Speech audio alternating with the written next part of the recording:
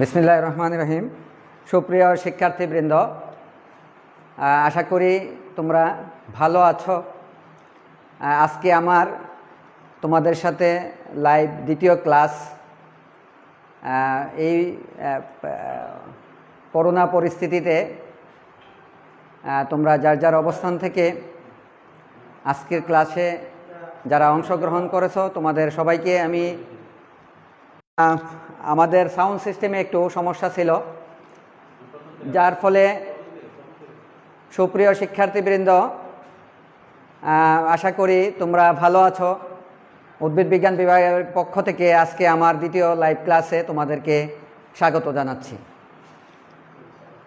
গত ক্লাসে সাউন্ড সিস্টেমের একটু সমস্যা থাকার কারণে অনেকেই আমরা আমার ক্লাসের কথাগুলি শুনতে পারো নাই, তাই আমি পিছনের দিকে একটু গত ক্লাসের আলোচনা দিয়ে আজকের ক্লাসটি আমি শুরু করব। আমরা গত ক্লাসে উদ্ভিদ বিজ্ঞানের বিভিন্ন বিষয় নিয়ে কথা বলছিলাম, বিশেষ করে ক্লাসিফিকেশন নিয়ে কথা বলছি।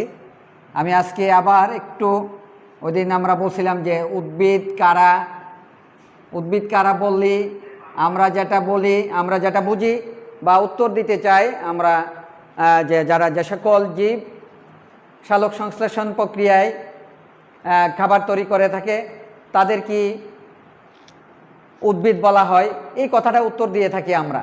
আমি কিন্তু তোমাদেরকে গত ক্লাসে বলছি যে না, তোমাদের সাথে আমি একমত না। এই কথার প্রেক্ষিতে আমার কথা ছিল যে সকল জীবের কোষে সেল ওয়াল থাকবে, সেল ওয়াল বিদ্যমান যে সকল জীবের, যেমন আমি একটা বাউন্ডারি আঁকলাম, একটা কোষই আঁকলাম, এটা কিন্তু যদি বলি এটা কি কোষ, তোমরা অনেকে উত্তর দেবে উদ্ভিদ কোষ স্যার অঙ্কন করতেছেন কারণ উদ্ভিদ পড়াইতেছেন। নো, এটা হলো একটা প্রাণী কোষ, কারণ এটাকে আমি একটা বাউন্ডারি মানে কি প্লাজমা পর্দা বা প্লাজমা মেমব্রেন, প্লাজমা পর্দা, যে আমি এর উপরে আরেকটা বাউন্ডারি টেনে দিব তখনই হয়ে গেল এটা একটা উদ্ভিদ কোষ, কারণ এটা হলো তার কোষ প্রাচীর। আমার গত ক্লাসের প্রথম দিকের কথাগুলি এটাই ছিল, এটা দিয়ে শুরু করছিলাম যে উদ্ভিদ, তাহলে উদ্ভিদ কারা বললে আমরা স্পষ্টভাবে বলবো যে সকল কোষের সেলোয়াল বিদ্যমান, সেলুলোজ নির্মিত জড় কোষ প্রাচীর রয়েছে তাদেরকে উদ্ভিদ বলা হয়। এরপরে বাকি কথাগুলি যে তোমরা যেটা উত্তর দিতে চাও যে সালোক সংশ্লেষণ প্রক্রিয়ায় খাবার তৈরি করে তারা হলো উদ্ভিদ, ওই ব্যতিক্রম আমরা বলবো যে ফানজাই। আমরা যদি ওই সংজ্ঞাটাকে ধরে নিই তাহলে আমরা বলছি যে বৃহৎ একটা গোষ্ঠী, ছত্রাকের একটা গ্রোথ, এরা বাদ পড়ে যায়। আমাদের যে সংজ্ঞা আমাদেরকে বলতে হবে যে সংজ্ঞার কারণে কোনোভাবেই কোনো উদ্ভিদ এর বাইরে থাকবে না। তাহলে কোষ প্রাচীর বিদ্যমান তারাই হলো উদ্ভিদ। আমরা ওই দিন ক্লাসে বলছিলাম যে প্রায় 5 লক্ষ উদ্ভিদ প্রজাতি বিদ্যমান রয়েছে, বিজ্ঞানীরা এই পর্যন্ত শনাক্ত করতে পেরেছেন। এর মধ্যে ব্যাকটেরিয়া ভাইরাস ইনক্লুড করলে তখন এর সংখ্যা আরও বেড়ে যায়, প্রায় 6 লক্ষ হয়ে যায়। এত লক্ষ উদ্ভিদ প্রজাতিকে সহজ উপায়ে চিনা এবং জানার জন্য আমরা গত ক্লাসের ক্লাসিফিকেশনের কথা বলছিলাম, উদ্ভিদ শ্রেণীবিন্যাসের কথা বলছিলাম, যে শ্রেণীবিন্যাসের প্রধান এককগুলি জগৎ, শ্রেণী, বর্গ, গোত্র, গণ, প্রজাতি, এগুলির কথা বলছিলাম। তা আমরা বলছিলাম যে সর্বশেষ শ্রেণীবিন্যাসের সর্বশেষ একক হলো প্রজাতি বা সর্বনিম্ন একক প্রজাতি। প্রজাতি কারা? অনেকগুলি, যারা নিজেদের মধ্যে সর্বাধিক মিল, যেমন মানুষ, সমস্ত পৃথিবীর সমস্ত মানুষের সাথে সর্বাধিক মিল। যদি বলি আমরা ধান, উদ্ভিদের ক্ষেত্রে সমস্ত ধান সর্বাধিক মিল সম্পন্ন, তারা একটা প্রজাতি। সমস্ত মানুষ একটা প্রজাতি। তাইলে সর্বাধিক মিল সম্পন্ন জীব যারা, তারা হলো, এবং যারা নিজেদের মধ্যে মিলনে উর্বর সন্তান উৎপন্ন করতে পারে। হ্যাঁ, ধানের সাথে ক্রস করলে ধানই হবে। ধানকে যদি আমরা গম এর সাথে ক্রস করতে চায় কিন্তু ধান পাওয়া যাবে না বা গম পাওয়া যাবে না। এই কারণে গম একটা আলাদা প্রজাতি, ধান একটা আলাদা প্রজাতি। অনেকগুলি প্রজাতি নিয়ে আমরা তৈরি হয়ে থাকে ঘন। আমরা অনেকগুলি প্রজাতির সমন্বয়ে এর পরবর্তী উপরের এককটা ঘন। অনেকগুলি ঘন নিয়ে তোমার উপরের দিকে তৈরি হবে গোত্র নিয়ে বর্গ অনেকগুলি বর্গ নিয়ে হলো তোমার শ্রেণীবিন্যাসের মূল একক, যেটা উদ্ভিদ জগৎ। আমরা এই কথা বলার পর আমরা বলছিলাম যে এই দুই পদের সমন্বিত নাম কি ক্লাসিফিকেশন করা হয় মূলত তাদেরকে সহজে চেনার জন্য, যে 5 লক্ষ জীব বা 5 লক্ষ প্রজাতি আছে, তাদেরকে সহজে যাতে আমরা চিনতে পারি, যার কারণে বিজ্ঞানীরা সহজ উপায়ে এদেরকে বিভিন্ন গ্রুপে বা যেটা ইংরেজিতে বলা হয় তাদেরকে তোমার ট্যাক্সন, বহু বচনে বলা হয় ট্যাক্সা, আর এক বচনে বলা হয় ট্যাক্সন। এখানে গণ এবং প্রজাতি এই দুই পদ মিলে তৈরি হয়ে থাকে দ্বিপদ নাম। আমরা এই কথাও বলছিলাম ওই দিন যে বিজ্ঞানী ক্যারোলাস লিনিয়াস তার স্পেসিস প্লান্টারাম গ্রন্থে 1753 সালে প্রত্যেকটা জীবের একটা বৈধ নামের কথা বলেন। বৈধ নামের এই নামের দুইটা অংশ থাকবে, একটা অংশ গণ, একটা অংশ প্রজাতি। এই দুই পদের সমন্বিত নামকে দ্বিপদ নাম বলা হয়ে থাকে। দ্বিপদ নামই হলো তোমার বৈজ্ঞানিক নাম, যাকে ইংরেজিতে আমরা বলি সায়েন্টিফিক নেম। আমি দুইটার বিষয়ে দুইটা লিখলাম এখানে, কারণ তোমাদের এখনও অনেকের মধ্যে ধারণা এই দুই নাম একই জিনিস নয়। অনেকের মধ্যে ধারণা আছে। আমরা যখন সরাসরি আমরা ক্লাস নেই, বিগত দিনের অভিজ্ঞতা থেকে আমি বলতে পারি যে তোমরা এখানে বিশাল একটা ফারাক তৈরি করে থাকো, যে আসলে এই বৈজ্ঞানিক নাম এবং দ্বিপদ নাম মনে হয় আলাদা আলাদা বিষয়। আলাদা আলাদা বিষয় নয়। দ্বিপদ নাম হলো যে গণ এবং প্রজাতির নামের সমন্বিত নাম, আর বৈজ্ঞানিক নামও একই জিনিস। গণ এবং প্রজাতির নামের সমন্বিত নাম কি তোমার বৈজ্ঞানিক নাম বলা হয়। যেমন আমরা যদি বলি ধানের বৈজ্ঞানিক নাম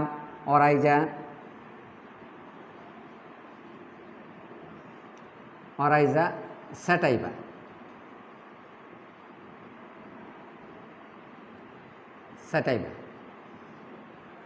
এই হলো এখানে অরাইজা হলো তোমার গণ এবং তার প্রজাতি হলো স্যাটাইভা।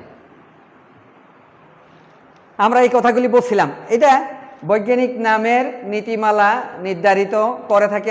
তোমরা তোমরা সবাই জানো, পরে আসছো যে ICBN একটা শব্দ, international code of botanical nomenclature.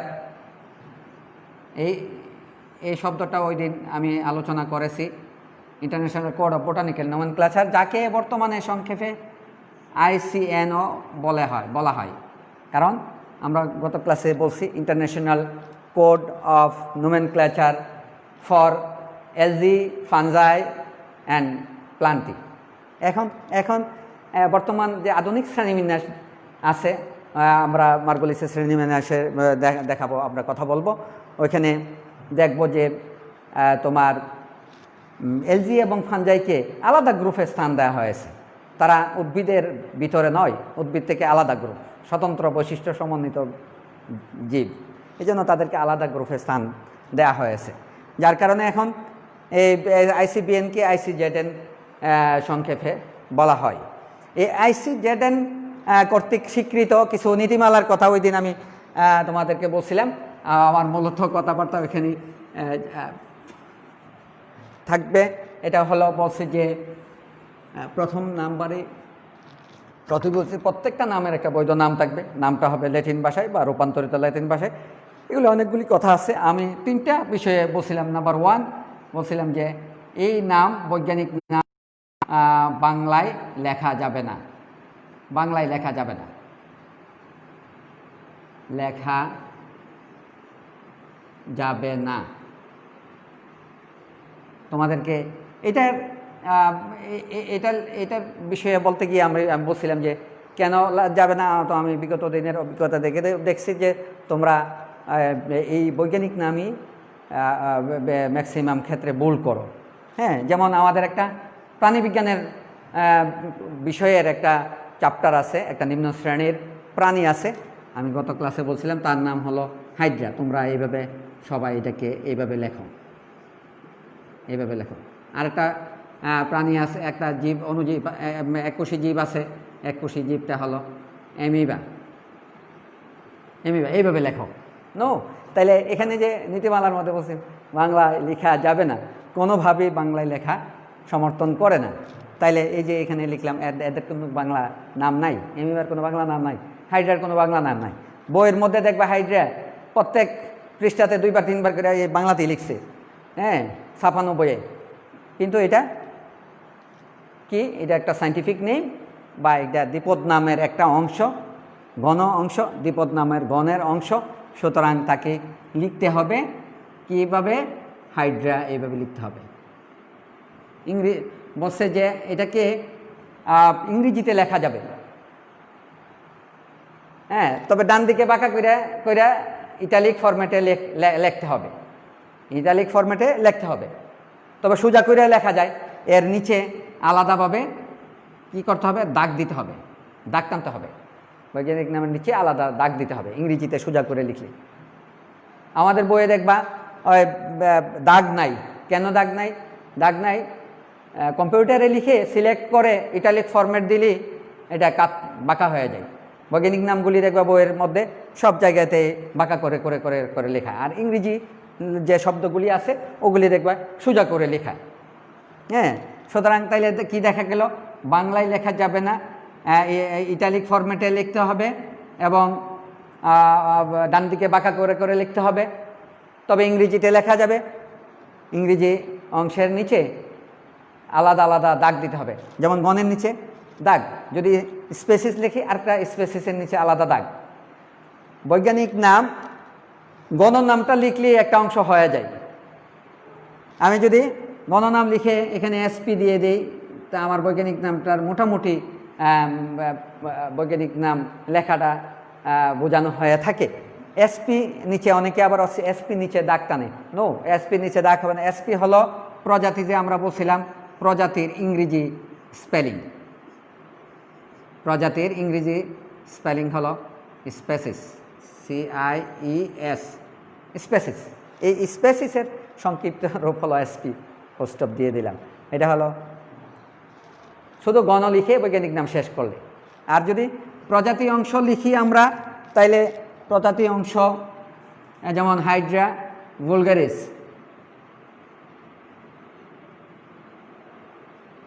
ভুলগারিস, এই যে আলাদা আলাদা দাগ টানতে হবে, দুইটারই আলাদা আলাদা দাগ টানতে হবে। 3 নম্বর যে ভুলটা আমরা করি, এই তিনটা করে বলেই আমি অন্যদিকে চলে যাব। 3 নম্বর বলছে যে গণ অংশের প্রথম অক্ষরটা, এই যে এটা বড় হাতের ক্যাপিটাল লেটারে লিখতে হবে। অবশ্যই তাকে ক্যাপিটাল লেটারে দিয়ে শুরু করতে হবে, এবং প্রজাতির অংশের এটাকে স্মল লেটারে লিখতে হবে। আমি যে ভি লিখছি, এটা অনেক সময় ভিটা কিন্তু ক্যাপিটাল লেটারেও এইভাবে লেখা হয়। এটা ছোট হাতের কেন বোঝাচ্ছে, যে সাইজের কারণে। এই ভি এর আর বাকি যে বর্ণগুলি আছে সবগুলি কি এক সাইজেরই, এই কারণে এটাকে স্মল লেটারে বোঝানো হয়। এইভাবে লিখলে স্মল লেটার বোঝানো হয়। তাইলে আমরা এই 3টা যে বিষয় তোমরা ভুল করো, এই কারণে আমি আবার পুনরায় বললাম, বাংলায় লেখা যাবে না, সব সময় লিখতে হবে ইটালিক ফরম্যাটে, ডান দিকে বাঁকা করে করে। তবে ইংরেজিতে লেখা যাবে। হ্যাঁ, ইংরেজিতে লিখলে গণ এবং প্রজাতি নামের নিচে আলাদা আলাদা দাগ দিতে হবে। কেউ যদি মনে করে যে আমি একটা টান দিয়ে দিব, হবে না, পুরোটা মিলে একটা টান দিতে হবে, দিলে হবে না। অর্থাৎ গণের নিচেও টান দিতে হবে, প্রজাতির নিচেও টান দিতে হবে। এখন কোনো কারণে যে আমি বারবার হাইড্রা ভুলগারিস বারবার লিখতেছি, আমার লেখার মধ্যে বারবার লিখতে হচ্ছে, সেই ক্ষেত্রে আমরা ইচ্ছে করলে হাইড্রা এইচ ফুল স্টপ, হ্যাঁ, বুলগারিস বারবার আসলে এটা এইভাবে লেখা যাবে। তখন এই এইচের নিচে শুধু টান দিব আমরা। এই তিনটা বিষয়ের জন্যই আমি মূলত আজকে এটা পিছন দিকে গেলাম। আমরা শ্রেণীবিন্যাসের 3 ধরনের কথা বলছিলাম ওই দিন। একটা হলো প্রাকৃতিক শ্রেণীবিন্যাস, কৃত্রিম শ্রেণীবিন্যাস, প্রাকৃতিক শ্রেণীবিন্যাস, আধুনিক বা জাতিজনী শ্রেণীবিন্যাস। 3 ধরনের শ্রেণীবিন্যাসের কথা বলছিলাম। আমি মুছে ফেলি এগুলি। 3 ধরনের মধ্যে 2 ধরনের শ্রেণীবিন্যাসের আলোচনা আমরা গত ক্লাসে দেখলাম। এক ধরনের অর্থাৎ কৃত্রিম শ্রেণীবিন্যাস, যেটা থিওফ্রাস্টাস কর্তৃক উদ্ভিদের শ্রেণীবিন্যাস করা হয়েছিল। তিনি 480টা উদ্ভিদের বর্ণনা দেন, যার কারণে সর্বপ্রথম বিস্তারিত বর্ণনা প্রকাশ করেন। তাকে উদ্ভিদ বিজ্ঞানের জনক হিসেবে আখ্যায়িত করা হয়। তার কর্তৃক প্রদত্ত যে শ্রেণীবিন্যাস বা লিনিয়াসের কর্তৃক প্রদত্ত শ্রেণীবিন্যাসকে কৃত্রিম শ্রেণীবিন্যাস বলা হয়ে থাকে। আজকে যেটা আমরা একটু দেখব প্রাকৃতিক শ্রেণীবিন্যাস। প্রাকৃতিক শ্রেণীবিন্যাস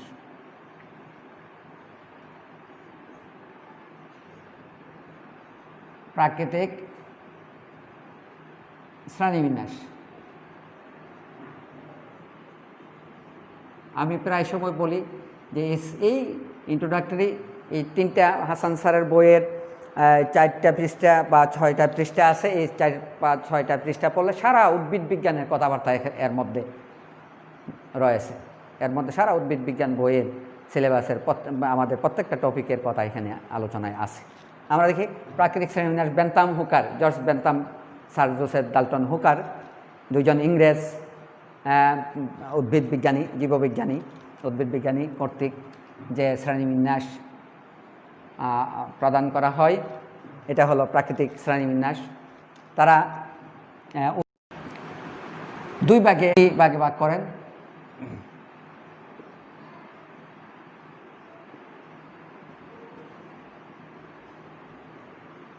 আমি বাংলায় লিখতেছি, আসলে শ্রেণী ক্লাসিফিকেশন বাংলায় লেখা যায় না। তোমাদের বোঝার কারণে বাংলা শব্দগুলির সাথে ক্যারেক্টার রয়েছে, ক্যারেক্টার বৈশিষ্ট্য থাকার কারণে আমি বাংলায় লিখতেছি। আসলে কিন্তু বাংলায় লেখা যাবে না, এখানে প্লান্টি লিখতে হবে। 2 ভাগে ভাগ করছে কীরকম? প্রথম বলছে যে কিংডম তোমার ক্রিপ্টোগেমিয়া। ক্রিপ্টোগেমিয়া আমি যদি ইংরেজিতে লিখি ক্রিপ্টোগেমিয়া, এর মধ্যে কিন্তু বৈশিষ্ট্য নাই। এটার বাংলা হলো অপুষ্পক। এই অপুষ্পকটার যদি এটাকে আমরা কি করি, অপুষ্পক, পুষ্প মানে কি ফুল, মানে কি নাই, অর্থাৎ যাদের ফুল নাই তারা এই গ্রুপে আছে। আর আরেকটা ভাগে এই পাশে এটা হলো ফেনারোগেমিয়া। ফেনারোগেমিয়া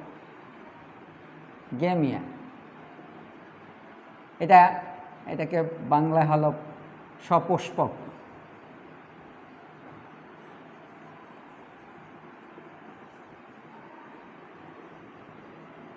সপুষ্পক এই বাংলা লেখার কারণে এই মানে কি আছে, পুষ্পক হলো ফুল। ফুল যাদের আছে তারা হলো এই গ্রুপে আছে, ফেনারোগেমিয়া গ্রুপে। আর ক্রিপ্টোগেমিয়াতে আছে তারা হলো ফুল যাদের নাই, তারা হলো অপুষ্পক উদ্ভিদ। এটাকে বেন্থাম হুকার 3টা বিভাগে ভাগ করছেন। 3টা বিভাগ।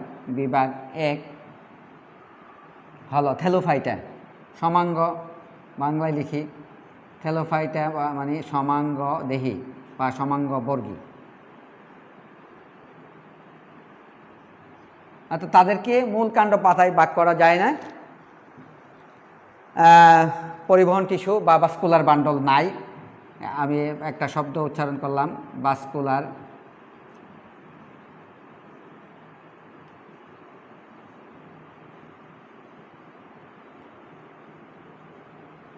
ভাস্কুলার বান্ডল অর্থাৎ পরিবহন টিস্যু। এটা যখন আমরা টিস্যুতন্ত্রে যাব তখন এই শব্দটা আমাদের পরিবহন কলাগুচ্ছ আমাদের বুঝতে হবে। এখান থেকে যদি একটু জেনে যাই তাহলে আরও বেশি ভালো হয়। পরিবহন টিস্যু, যারা যে টিস্যুগুলি পরিবহনের কাজে নিয়োজিত থাকে। অর্থাৎ উদ্ভিদের দেহের মধ্যে একদল টিস্যু আছে, যেমন জাইলেম টিস্যু, তোমরা এসএসসিতে পড়ে আসছো। জাইলেম এবং ফ্লোয়েম টিস্যুকে একত্রে পরিবহন টিস্যু বলা হয়। জাইলেম টিস্যু পানি পরিবহনের কাজে সহায়তা করে থাকে। ফ্লোয়েম টিস্যু উদ্ভিদ পাতায় উৎপাদিত খাদ্যবস্তু সারা উদ্ভিদ দেহে পরিবহন করে থাকে। এই সমাঙ্গবর্গীর ক্ষেত্রে এই ধরনের টিস্যু নেই। একে দুইটা শ্রেণীতে ভাগ করেন বেন্থামহুকার, দুইটা শ্রেণী। এক হলো শৈবাল, এলজি, শৈবাল, আর দুই হলো ফাঞ্জাই, ছত্রাক। শৈবাল হলো এই সমাঙ্গবর্গীর একটা, যারা ক্লোরোফিল আছে, নিজের খাদ্য নিজে তৈরি করতে পারে। তাদের ক্লোরোফিল নাই, নিজের খাদ্য নিজেরা তৈরি করতে পারে না। এই বেন্থামহুকারের শ্রেণীবিন্যাস করতে, যেমন এলজি হলো spirogyra maxima, spirogyra maxima.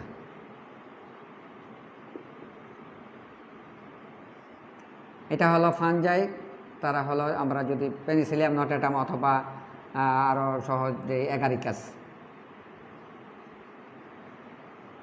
Agaricus.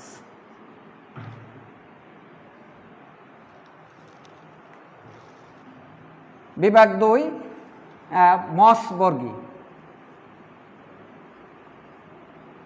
তারা হলো বলছে যে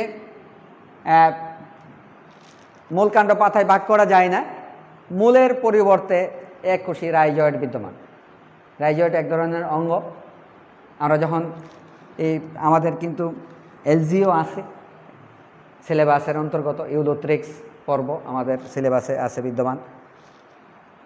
তাহলে এখানে আমরা একটা ক্যারেক্টার পেয়ে গেলাম, বা তারা চেনার জন্য যে এলজি যারা এই গ্রুপে আছে তারা নিজেদের খাদ্য নিজেরা সালোক সংশ্লেষণ প্রক্রিয়ায় তৈরি করতে পারে। আর এখানে ফাঞ্জাই আমাদের আছে, এগারিকাস আছে আমাদের সিলেবাসে। ফাঞ্জাইয়ের এগারিকাস সম্পর্কে আমরা ডিটেলস পড়ব। এরা নিজেদের খাদ্য নিজেরা তৈরি করতে পারে না। মসবর্গীর কথা বলছে যে তাদের মূলকাণ্ড পাতায় ভাগ করা যায় না, তাদের মূলের পরিবর্তে এককোষী রাইজয়েড বিদ্যমান। এটা হলো উদাহরণ হিসেবে আমরা একে বলতে পারি এখানে রিক্সিয়া রোবাস্টা।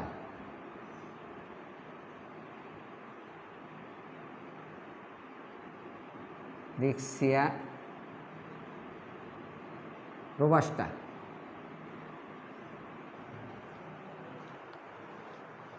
তিন নম্বর গ্রুপ হলো তিন নম্বর হলো ফার্নবর্গী। ফার্ন টেরিস যে বর্গের মধ্যে আছে, ফার্নবর্গী বসে মূল কাণ্ড পাতায় বিবিধিত তারা, এবং তাদের ক্ষেত্রে কি পরিবহন টিস্যু বিদ্যমান। পরিবহন টিস্যু আছে।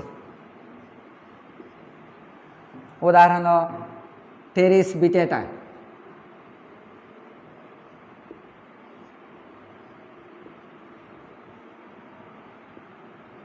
এটাও আমরা আমাদের সিলেবাসে আছে, এই টেরিস উদ্ভিদটা আছে। টেরিস উদ্ভিদের জীবনচক্র সহ তার ডিটেলস বর্ণনা আমরা আমাদের সিলেবাসের অন্তর্ভুক্ত, এবং এটা একটা টপিকে আছে, আমরা এটাও আলোচনা করব। তাহলে এখানে যাওয়ার আগে, এখানে যাওয়ার সময় যখন আমরা এখানে টেরিস যদি যে স্যারে পড়াবে, তখন আমরা কিন্তু এখান থেকে আমাদের ধারণা নিয়ে যাচ্ছি যে ফার্নবর্গী একটা বর্গ আছে, তারা কি করে পরিবহন টিস্যু আছে, তাদের মূলকাণ্ড পাতায় ভাগ করা যায়, এই বৈশিষ্ট্যগুলি আমরা কিন্তু এখান থেকে, বা টেরিস বিটেটা নামক একটা উদ্ভিদ আছে, এখান থেকে কিন্তু আমরা ধারণা নিয়ে যাচ্ছি ওইদিকে। এই ছিল ক্রিপ্টোগেমিয়া বা অপুষ্পক উদ্ভিদের তাদের বেন্থামহুকার কর্তৃক ক্লাসিফিকেশনটা এই ধরনের ছিল। আমরা একটু অপর দিকে যাই, সপুষ্পক উদ্ভিদের কথা যদি যাই, এদেরকে দুইটা বিভাগে ভাগ করা হয় সপুষ্পক উদ্ভিদকে। একটা হলো জিমনোস্পার্মি, আমি ইংরেজি লিখব না, বাংলায় লিখব, কারণ এর সাথে নগ্নবীজি। আর দ্বিতীয়টা হলো আবৃত বীজি।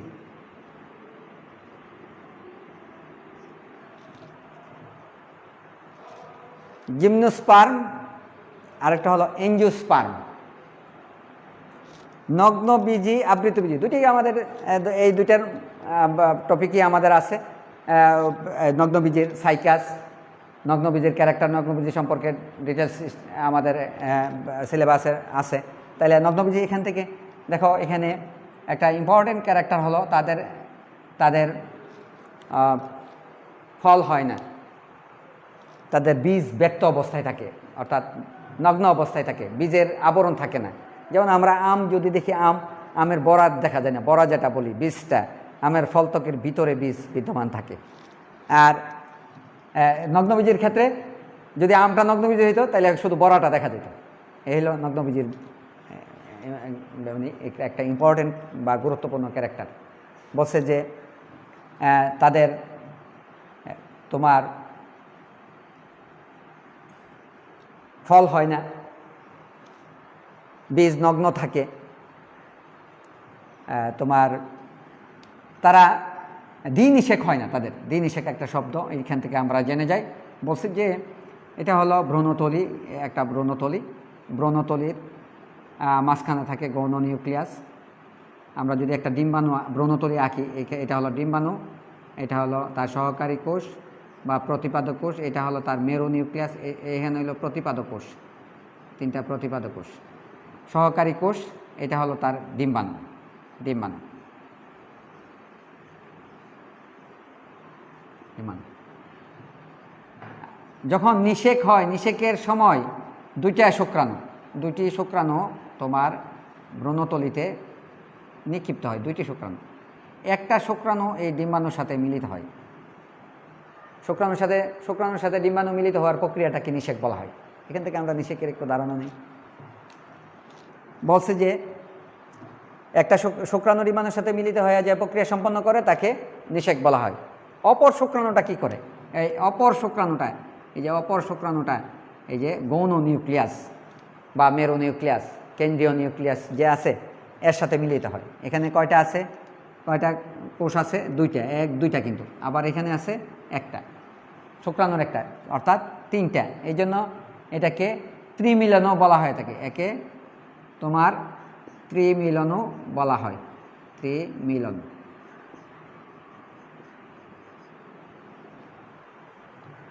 তো এই নগ্নবীজি উদ্ভিদের ক্ষেত্রে এই দ্বিনিষেক হয় না, কারণ আমরা এখান থেকে নগ্নবীজি আবৃতবীজির পার্থক্য বলতে পারবো।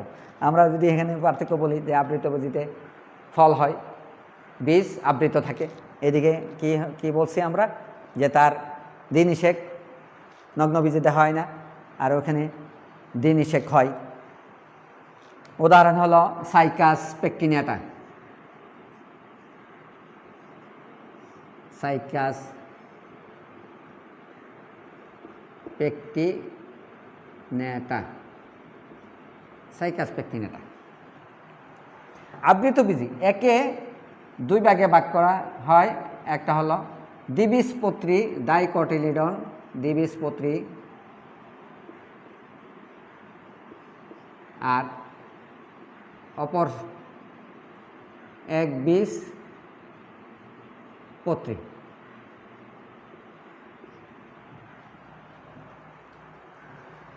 দ্বিবীজপত্রী এবং একবীজপত্রী, অর্থাৎ বীজপত্র দুটি, আমরা যেটা আম, জাম, কাঁঠাল, লিচু ইত্যাদি।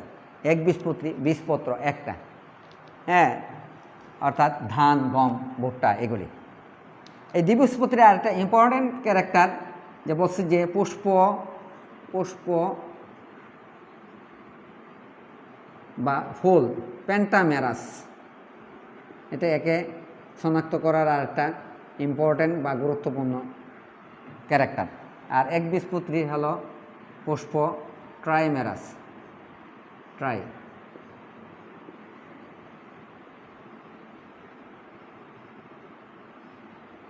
এই দুইটা শব্দই আমরা পাবো। আমাদের সিলেবাসে ফ্যামিলি আছে, একবীজপত্রী ফ্যামিলি, দ্বিবীজপত্রী ফ্যামিলি। একবীজপত্রী ফ্যামিলি হিসেবে আমাদের আছে পোয়েসি, আর দ্বিবীজপত্রী ফ্যামিলি হিসেবে আমাদের সিলেবাসে আছে মালভেসি। এই দুইটা ফ্যামিলি আমরা ডিটেলস পড়ব। ওইখানে গেলে দুই ফ্যামিলিকে চেনার জন্য এই যে পুষ্প পেন্টামেরাস, অর্থাৎ ফুলের মধ্যে ফুলের সদস্য যারা আছে, সদস্য বলতে আমরা বলি একটা আদর্শ ফুলের কয়টা অংশ, তোমরা নিশ্চয়ই উত্তর দিবে একটা আদর্শ ফুলের 5টা অংশ। একটি আদর্শ ফুলের তোমরা উত্তর দিবে 5টি, আমি একমত নই। 5টা। একটা আদর্শ ফুলের 4টি অংশ, 4টি। এটা কিভাবে আমরা যদি দেখি, তোমরা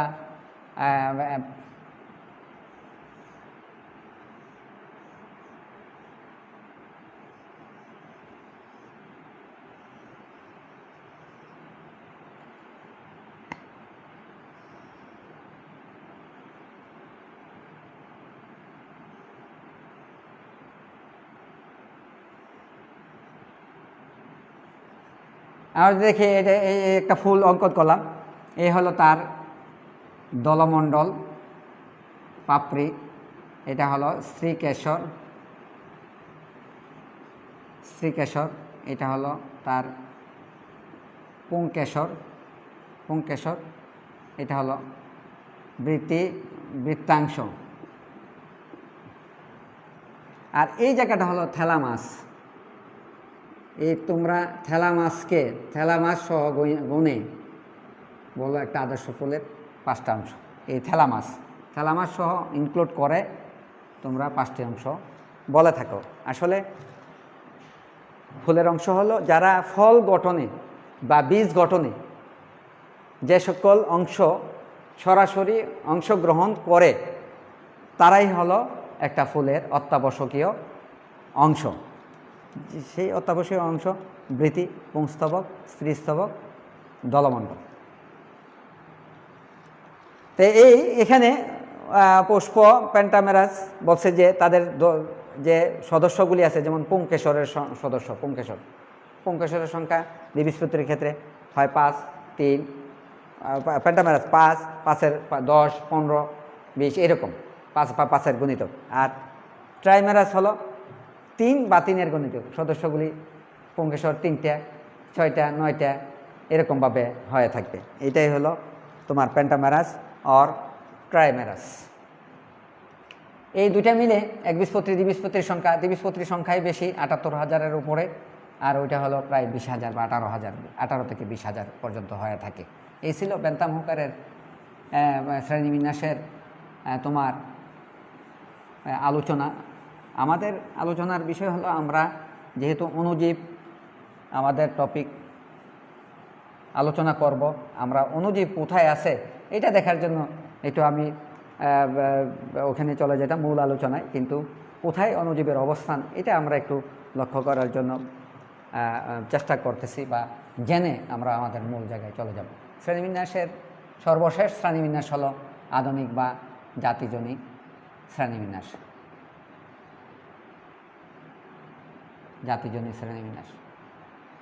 হচ্ছে যে সমস্ত উৎপত্তিগত বৈশিষ্ট্যের ভিত্তিতে যে শ্রেণীবিন্যাস, বিবর্তনের ভিত্তিতে, অর্থাৎ উৎপত্তিগত বৈশিষ্ট্যগুলি একত্রিত করে বিজ্ঞানীরা যে ক্লাসিফিকেশন করেন, এটাকে জাতিজনিক শ্রেণীবিন্যাস বলা হয়ে থাকে। যেমন অ্যাঙ্গলার, প্রান্টল, বেসি, হাসিনসন, তাদের শ্রেণীবিন্যাস হলো। সর্বশেষ আমরা বলতে পারি যে মার্গলিসের শ্রেণীবিন্যাস, যেটা আমাদের বইয়ের মধ্যে আছে। সেই মার্গলিস, বিজ্ঞানী মার্গলিস, লিয়ান মার্গলিস, এই মহিলা যুক্তরাষ্ট্রের এক ইউনিভার্সিটির অধ্যাপক, এবং উনি তোমার জাতিজনিক সর্বশেষ শ্রেণীবিন্যাস 1998 সালে প্রকাশ করেন। আমরা একটু দেখি, বলছে যে জাতিজনিক শ্রেণীবিন্যাস হুইটেকারের শ্রেণীবিন্যাস 5 জগৎ শ্রেণীবিন্যাস। এটাও আমাদের একটু ধারণা নিলে হয়, যে বলছে যে 1969 সালে 1969 সালে বিজ্ঞানী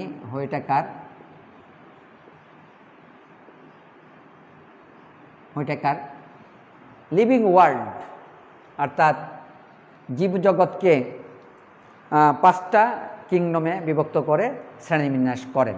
পরবর্তীতে 1974 সালে মার্গলিস এই হুইটেকারের শ্রেণীবিন্যাসকে কিছু পরিমার্জন করে জাতিজনীন শ্রেণীবিন্যাসটা উপস্থাপন করেন। আমরা এই মার্গুলিসের শ্রেণীবিন্যাসটা যদি দেখি, মার্গুলিস বলছে যে তাকে দুইটা লিভিং ওয়ার্ল্ডকে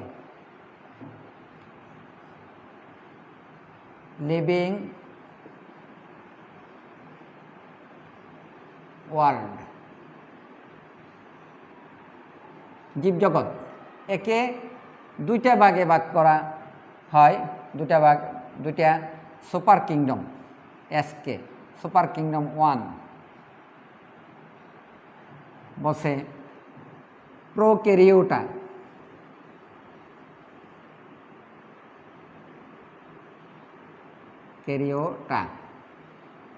আর দ্বিতীয়টা হলো সুপার কিংডম 2 এসকে 2 ইউক্যারিওটা।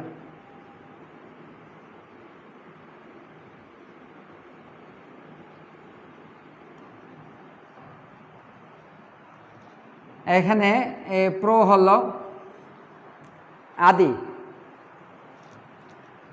একটা হলো আদি কোষী আর একটা হলো প্রকৃত কোষী। যারা আদি কোষী তাদের সুসংগঠিত নিউক্লিয়াসবিহীন, সুগঠিত নিউক্লিয়াস। আমরা যদি দেখি একটু নিউক্লিয়াস, তোমরা এসএসসিতে পড়ে আসছো, নিউক্লিয়াসের গঠন যদি দেখি, এই যে এটা হলো নিউক্লিয়ার মেমব্রেন, নিউক্লিয়ার পর্দা, এটা হলো তোমার নিউক্লিওপ্লাজম, ক্রোমাটিন তন্তু, এটা হলো নিউক্লিওলাস।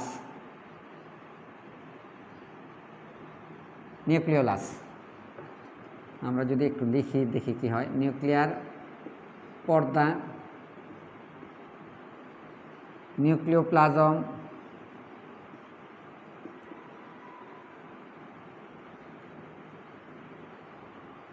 ক্রোমাটিন তন্তু,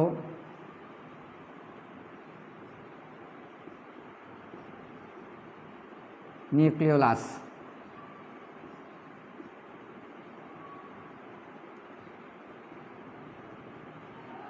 আমাদের এটা নিউক্লিয়াসের গঠন কিন্তু ওই যে কোষের চ্যাপ্টারে কিন্তু তোমরা পড়বা, ডিটেলস আলোচনা করা হবে। আমি একটু এই আলোচনার সাথে যেহেতু আসছে কথাটা, এই জন্য আমি চিত্রটা অঙ্কন করলাম, একটা নিউক্লিয়াসের ছবি আঁকলাম। বলছে এই 4টা অংশ নিয়ে গঠিত নিউক্লিয়াস হলো সুগঠিত নিউক্লিয়াস। আর এখানে বলছে যে শুধুমাত্র ক্রোমাটিন তন্তু না, আরও কম জিনিস, ক্ষুদ্র জিনিস ক্রোমাটিন তন্তুর মধ্যে আছে। এখানের মধ্যে থাকে নিউক্লিয়েট পদার্থ, নিউক্লিয়েট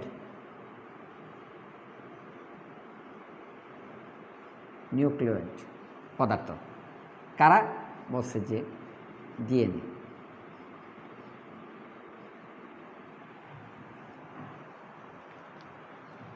শুধুমাত্র নিউক্লিয়েট পদার্থ নিয়ে গঠিত, আর বাকি অংশগুলি নাই।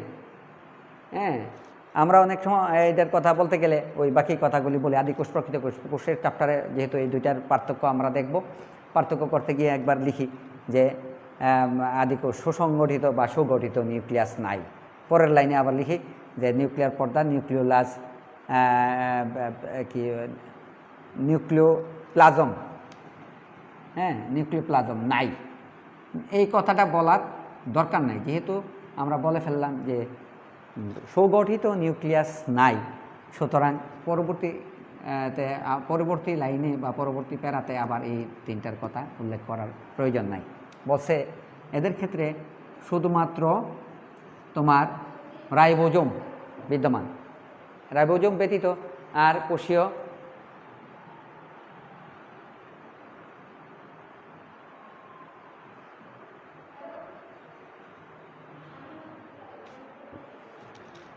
রাইবোজোম ব্যতীত আর কোনো কোষীয় অঙ্গাণু নাই। এটাকে কয় ভাগে ভাগ করছে? একটা ভাগে ভাগ করছে, কিংডম মনেরা, কিংডম 1 মনেরা। এখানে ইউক্যারিওটাকে তোমার 4টা ভাগে ভাগ করা হয়। আমি ক্লাসের সময় প্রায় শেষের দিকে, এই কারণে আমি একটু দ্রুত বলবো। নাম্বার 2 প্রোটোপ্রোটিস্টা। এরা মূলত প্রায় ম্যাক্সিমাম, বেশিরভাগ হলো এরা জলজ, যেমন স্পাইরোগাইরা, ম্যাক্সিমা, প্রোটোপ্রোটিস্টা। সুগঠিত নিউক্লিয়াস যাদের আছে ইউক্যারিওটে সুগঠিত নিউক্লিয়াস আছে এবং কোষীয় অঙ্গাণুগুলি রাইবোজোম সহ সমস্ত কোষীয় অঙ্গাণু তাদের মধ্যে বিদ্যমান রয়েছে। প্রোটোকটিস্টা কিংডম 3 হলো তোমার ফাঞ্জাই বা ছত্রাক, কিংডম 4 হলো প্লান্টি, কিংডম 5 হলো তোমার অ্যানিমেলিয়া।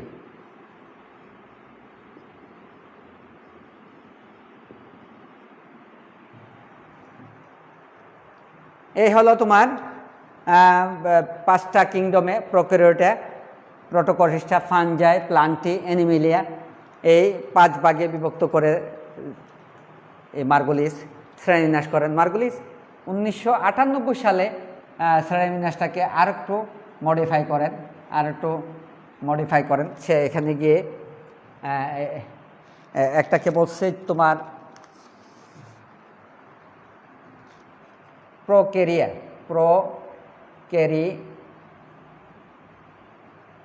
প্রোক্যারিয়া আর এটা হলো ইউক্যারিয়া। এই প্রোক্যারিয়াকে একটা কিংডমে ভাগ করেন। কিংডম 1 এটা হলো ব্যাকটেরিয়া।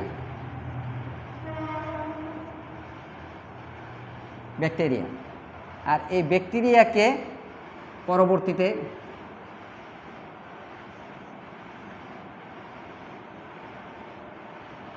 ব্যাকটেরিয়াকে 2 ভাগে ভাগ করেন। একটা হলো আর্কিয়া আর একটা হলো ইউব্যাকটেরিয়া।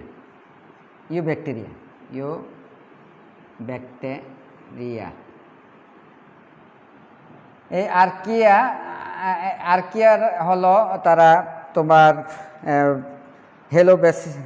হেলোকক্কাস, থার্মোকক্কাস এরা। হেলোকক্কাস,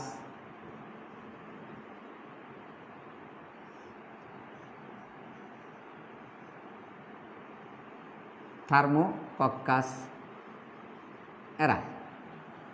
আর ইউব্যাকটেরিয়া হলো ব্যাসিলাস,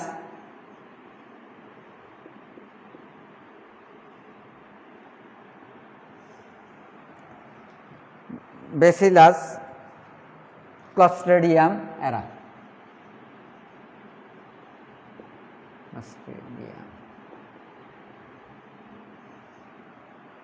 মূলত এই অণুজীবের অবস্থান হলো তোমার এই প্রোক্যারিয়ার মধ্যেই।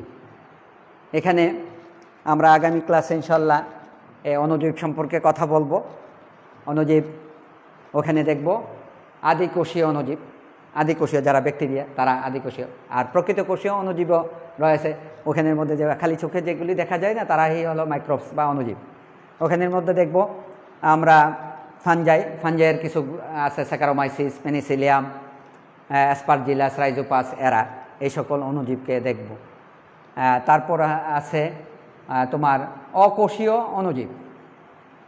অণুজীবের কথা বলছে যে আসলে তাদেরকে অকোষীয় জীব তারা অণুজীবের অন্তর্গত করা হয়, কিন্তু তারা আসলে জীবনও জড় বস্তু নয়। যেমন ভাইরাসের মধ্যে আছে ভিরয়েড, প্রিয়ন, ভাইরাস, এই সম্পর্কে আমরা কথা বলবো, আমাদের সিলেবাসে আছে।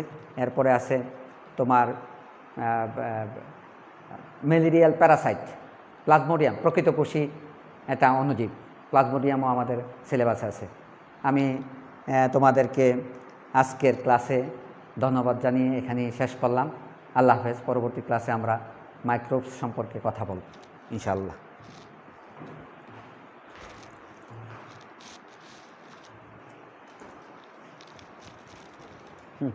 বন্ধ করো। মনীষ স্যার আছে?